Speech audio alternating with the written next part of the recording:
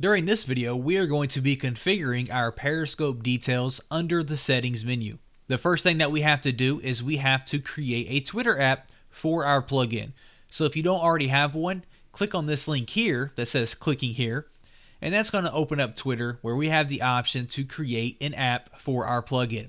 So I'm going to go ahead and click on create new app. From here, we have some basic application details to fill in. First of all, we need to give our application a name. So I'm just going to call this WPScope plugin.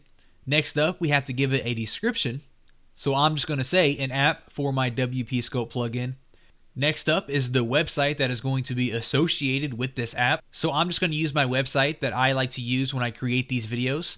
And then we're going to scroll to the bottom here. We are going to agree to their terms, and we are going to click on create your Twitter application. And once that loads up, I'm going to click on permissions over here to the right.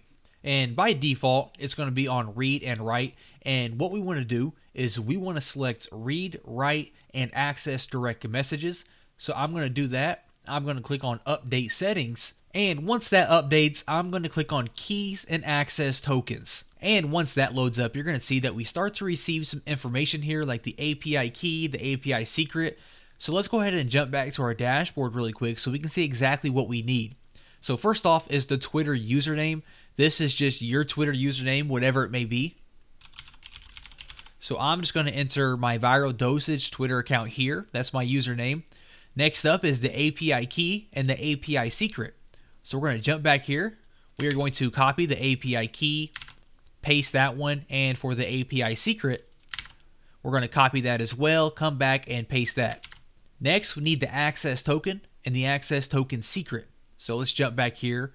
You don't see it here, so we're going to scroll down just a little bit, and you're going to see your access tokens. We actually have to create one. So I'm going to click on the button here that says create my access token. And once that loads up, we're going to scroll back to the bottom, and we now have our access token and our access token secret. So we need to copy all of this, head back to our dashboard, paste the token just like that, and then come back here and get our secret as well, and come back and paste that as well. And that's all we have to do for the Twitter app, which was pretty simple, right? Scrolling down just a little bit, we have the option to choose which scopes we would like to download. If we choose download all of my periscopes, every periscope that you create will be downloaded. If you only want to download some of your periscopes, you can choose only those having the WPScope tag in the title. This way, when you're creating a periscope and you know you want that one downloaded, you can include that hashtag title, and then it will be automatically downloaded and saved. Below that, we have a few other options here. We can skip videos larger than minutes.